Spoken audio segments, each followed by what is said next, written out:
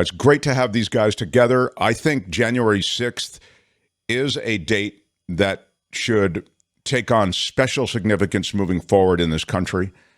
There was the cresting of a wave that was a coup attempt, and it was a violent coup attempt.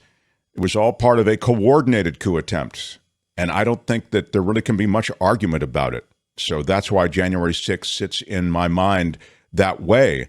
But the violence associated with it, I think, may be the thing that maybe burnishes it in a way that it wouldn't be otherwise. Please welcome our political analysts and those guys who joined us on Friday. They're so nice to do it. Jim Avila from ABC for many years, and now as a private citizen, he can really let it fly.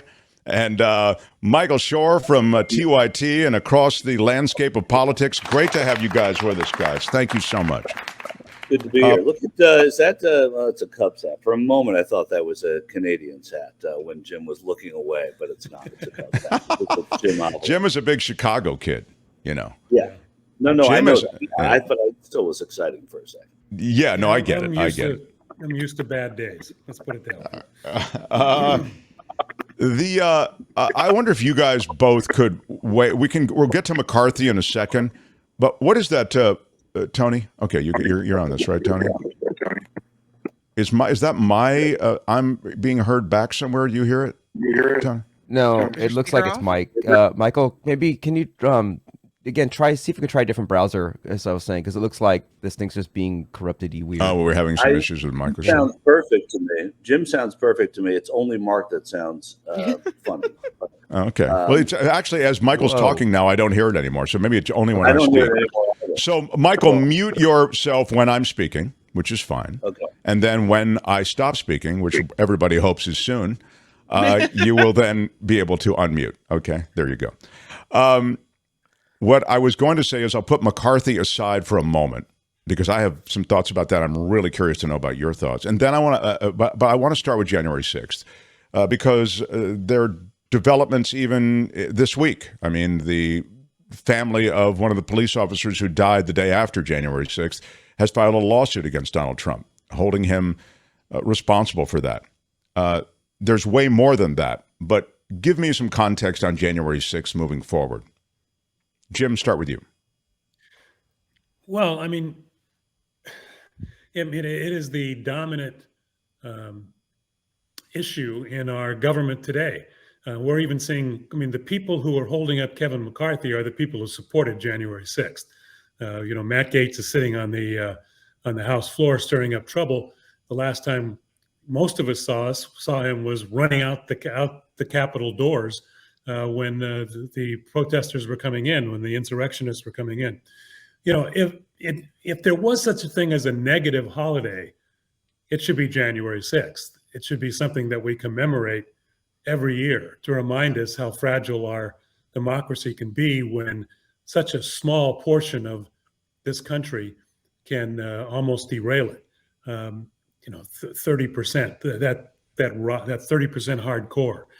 They continue. They're rabble-rousing now inside the halls of Congress. They're going to make the next 2 years very, very difficult to get anything done. So they've been successful in many ways, even though they weren't able to keep Trump in office.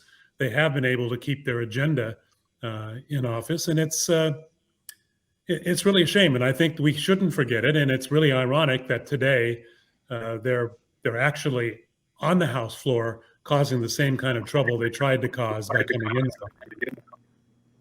Michael?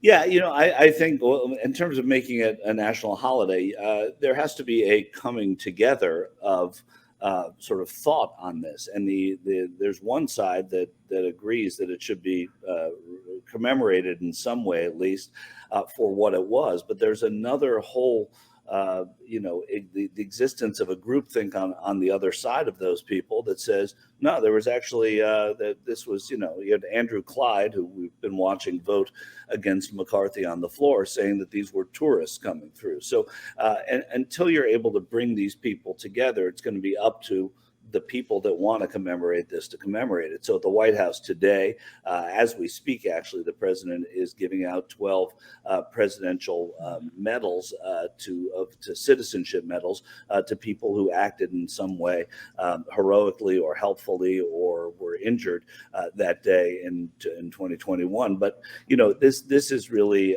an example still of how we are divided over this. There are 900 people that have been arrested so far, over 900 people for January 6th. And there are people on the other side who say that they want to win the presidency so they can pardon all of those people. So it's going to be hard to come together on a holiday or a remembrance that is national, annual, or otherwise if people don't see it in the same light.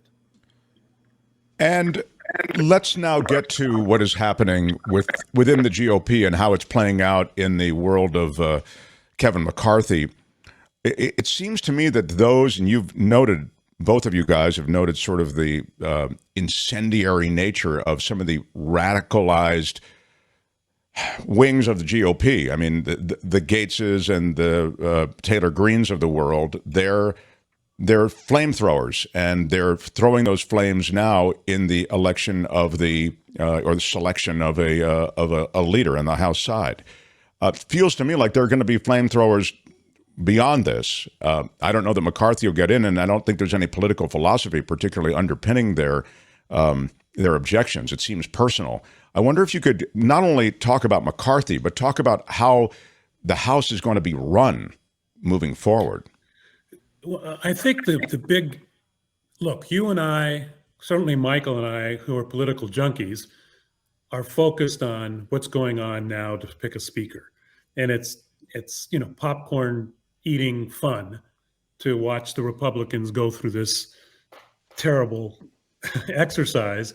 Now C-SPAN has been let loose. C-SPAN can actually show what's going on in the gallery, which normally during Congress they can't. They have to focus on the speaker, person who's speaking.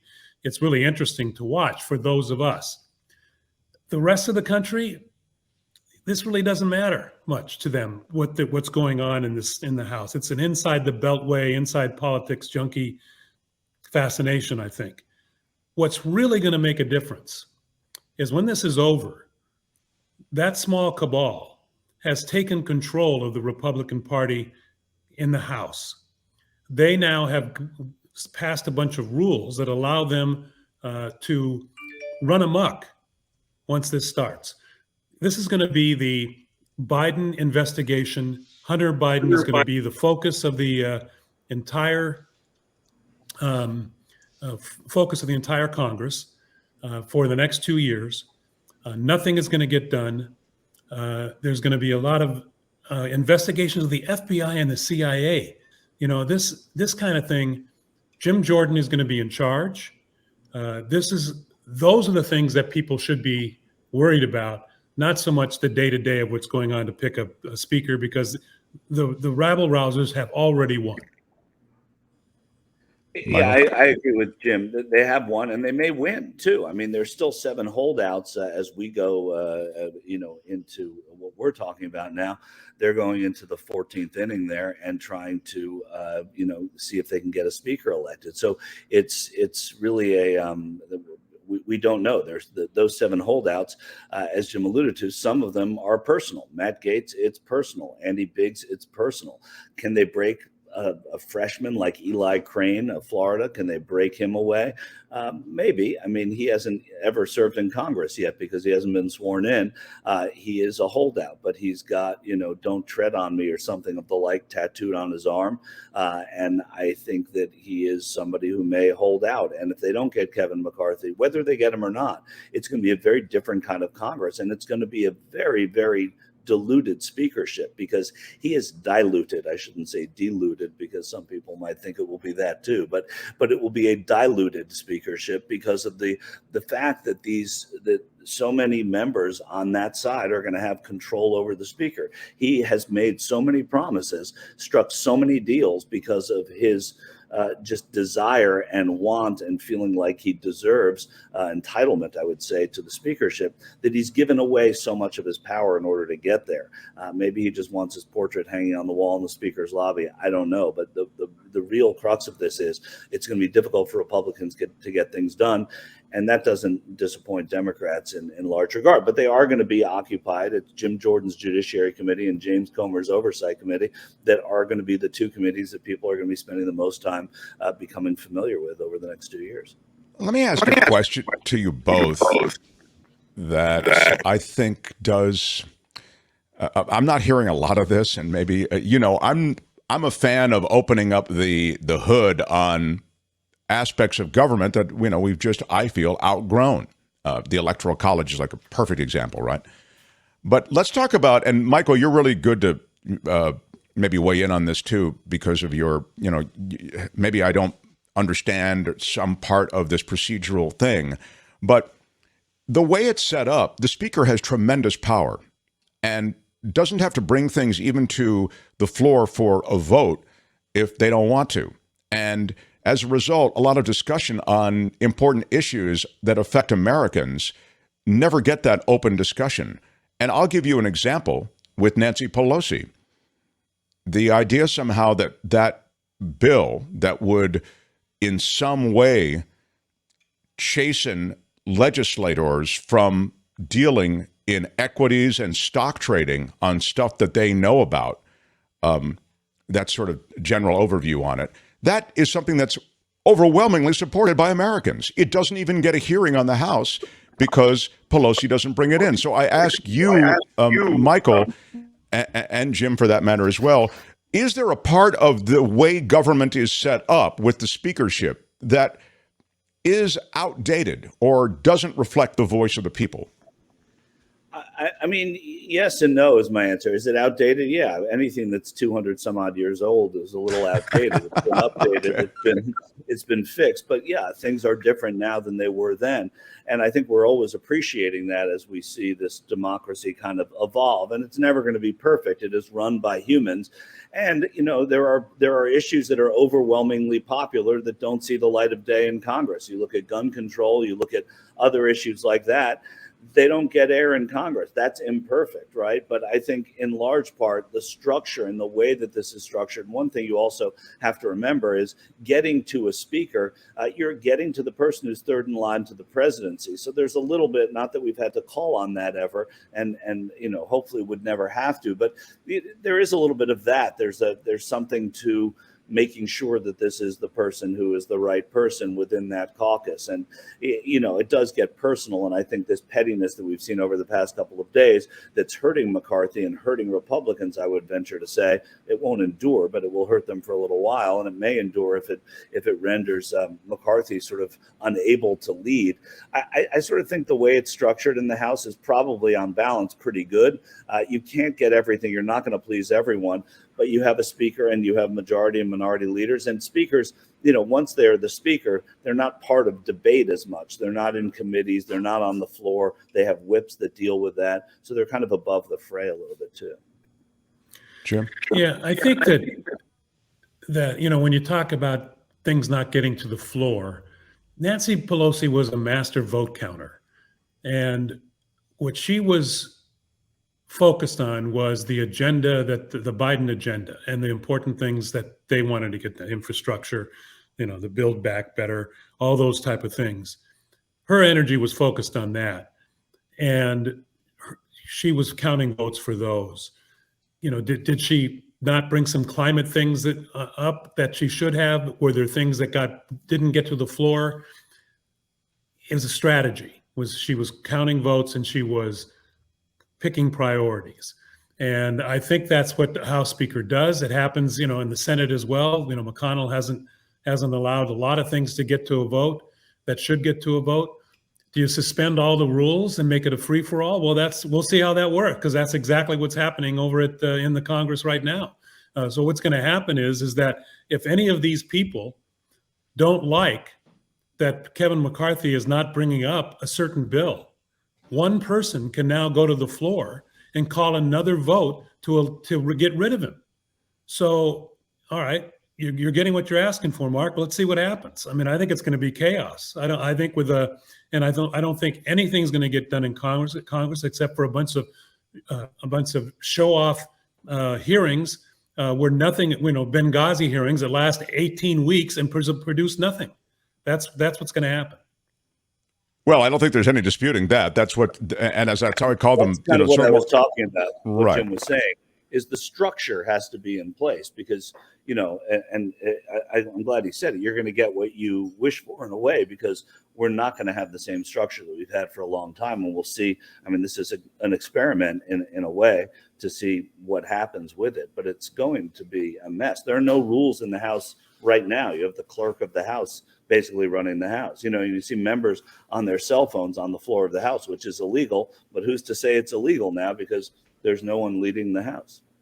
In our last couple of seconds here, I just wanted to point out what I think is really the sea change in American politics in the new America, and I'm talking about the social media-driven America, and that is that the brands of Marjorie Taylor Greene and Matt Gaetz and their personal brands that they are elevating, and it's soundbite politics above everything else. More than forging policy is forging a brand. It's for fundraising, probably more for fundraising than anything else. But you see how they are. How politics has changed, and I'd suggest maybe that's more dangerous than this sort of the stuff that you're talking about, the procedural stuff. But maybe they both weigh in on the same level. Well, I think the platforms have changed things. I mean, we've seen that with Marjorie Taylor Greene and Matt Gaetz. Both of them are huge fundraisers, and they don't really care what happens in Congress. Afterwards, they're going to go on Steve Bannon's program. They're going to go on, and on their social media, and put out what they want. They're protected in their districts. That's that's the beauty and the danger of the way the founders decided things to happen. They only have to appeal to that small group of people in their congressional district every 2 years, and they're safe. So they can go out and spout whatever they want. They have a free platform. They're not dangerous if we don't let them be dangerous. They only have 30% of people who support them. The 70% need to move forward, continue on the agenda that they have. Elect people like they did during the midterms. Elect people like Biden, during this next election. Don't focus on these people who have very little following and they're never going to change their minds. Well, you can say they're not dangerous, Jim, I'm but an the fact advocate for is, ignoring them. I get it, but the reality is already on the House side, they are taking control, right, Michael? Well, they're taking control. First of all, Marjorie Taylor Greene, we should mention, is actually spending most of her time away from Matt Gaetz. If you're watching C-SPAN, which, by the way, rules suspended, the C-SPAN camera people are allowed to shoot whatever they want now. Ordinarily, those are fixed cameras. And now, because there are no rules, the C-SPAN has gone in and they're starting to shoot everything that they have on the floor, which they do in speaker elections because technically Congress isn't in session, so C-SPAN can do what it wants. But you'll see that Marjorie Taylor Greene has voted and supported McCarthy, wrote an op-ed in support of McCarthy from the get-go. So she may be trying to change her brand just a little bit, but it's exactly right. I mean, these are the personal brands. And, Republicans are talking about how Kevin McCarthy has won them back the House. He deserves this. But redistricting won the House back for Republicans. And this kind of politics is likely not going to be as successful because it doesn't play to that wider audience. Yes, it plays in those districts, like Jim just said. And that's what these 435 people, that's all they care about, is getting reelected in their own districts. But their own districts are a little different than the country right now. And as things change, those are going to change. And they're teetering some of those districts already, as we saw this year. I just wanted to pop in and let you guys know that it looks like in round 13 of voting for a House Speaker, 13 of the holdouts have flipped over to McCarthy. So that's the newest update. He has managed to sway some of these hardliners who weren't going to vote for him. He still has some work to do, apparently, to get the speakership. But CNN says in round 13, he was able to flip some votes. Yeah. 14, if you count Victoria Spartz, who'd been voting as present. So that's 14. He still has 7 to go. David Trone, a Democrat, didn't vote. He wasn't on the floor and he missed the recall. So it sort of brought the threshold down, but he's now apparently back on the Hill and the threshold is back up. So to the point where McCarthy still has to work with those 7 people. Among them are Matt Gaetz, Andy Biggs, Lauren Boebert, Matt Rosendale. So those are seemingly immovable parts, but then you saw Paul Gosar and you saw Ralph Norman switch their vote. So if those can go, so can the others. Thank you, guys. So appreciate it. Jim, longtime ABC News correspondent, covered the White House for years and senior correspondent with ABC. Appreciate you spending time with us on Fridays. Michael, you've forgotten more about politics than most of us will ever know. Love having you here, and we'll look forward to next Friday. Thanks, guys. All right. Happy New Year. Bye-bye. Happy New Year, kids. Yeah.